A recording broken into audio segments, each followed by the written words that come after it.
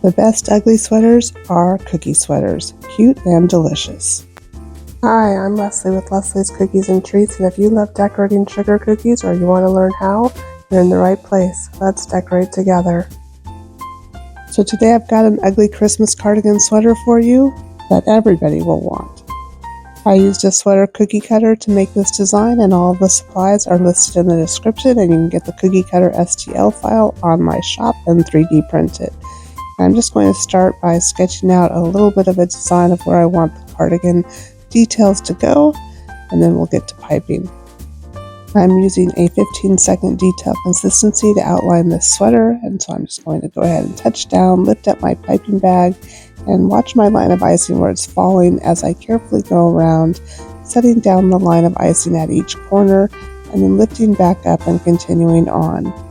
And I want there to be a separation line between the sleeve and the sweater body itself, so I'm going to actually overpipe that line so it's a little bit taller. And we'll do the same thing on the other side of the sweater.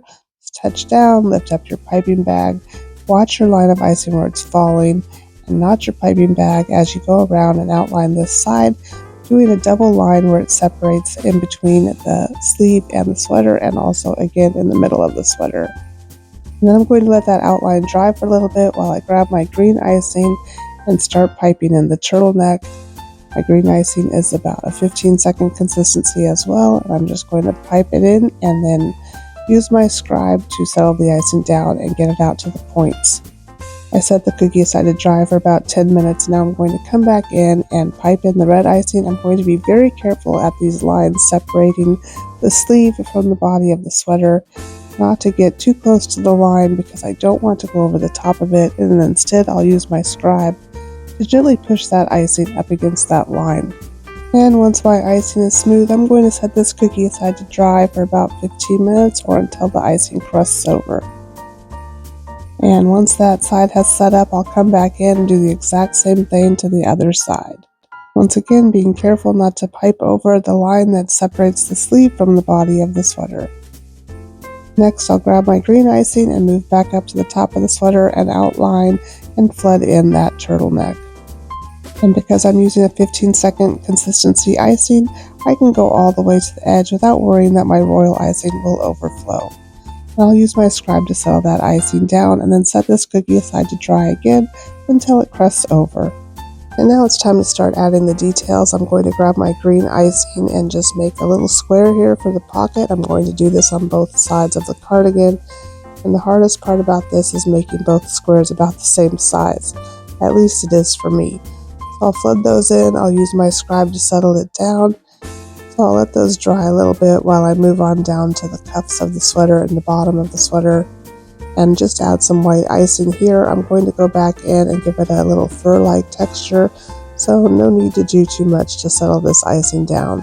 Just pipe a line and shape it if you need to.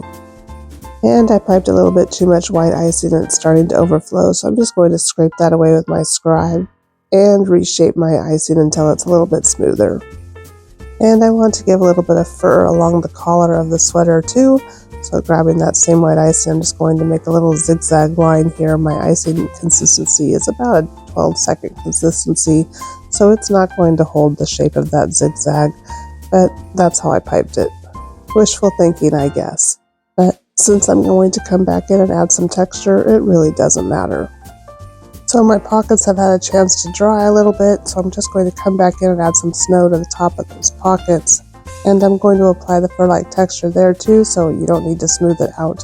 Just shape it if you need to. And then this beautiful cardigan is going to have some ornaments hanging off the shoulders, so I'm using a detail consistency black icing to make the strings, and I'm wiping off the tip of my piping bag in between each string. I set it aside to dry for about 10 or 15 minutes, and now I'm coming back in and just piping some circles for those ornaments. I'll use my scribe to settle that icing down and get rid of any peaks, wiping off my scribe before changing colors. And this sweater is about done. All that's left to do is add our fur-like texture, so I'm just going to put a squiggle of white icing on top of all of the other white icing that we've already piped and let dry. And then using an old paintbrush that's only used for food, I'm going to just gently tap up and down at that white icing, creating a fur-like texture. And this is a really skinny area, so I'm going to be careful not to get too much on the red. that I might get some icing where I don't want it, and then we'll have to clean that up after we're done. So I have a different paintbrush that I've gotten wet, and I've wiped off all of the excess water on a paper towel, and I'm just going to wipe away any of the icing that got on the red where I didn't want it. And now that that's cleaned up, I'm just going to go back and use my up and down motion to make my fur-lined texture around the rest of the trim. And once again, I'll use a dampened paintbrush where I've wiped off all of the excess water on a paper towel to clean up any areas where I got white icing where I didn't want it. And then this beautiful ugly Christmas cardigan is done. And I tell you that Christmas ugly sweaters are the only sweaters that everybody will want to have. And I hope that you join me in this tutorial. Please be sure to hit that subscribe button so you don't miss a single tutorial in the series. And if you feel like this video has helped you in any way, shape, or form, please drop me a comment and let me know. Thanks so much for watching. Bye for now.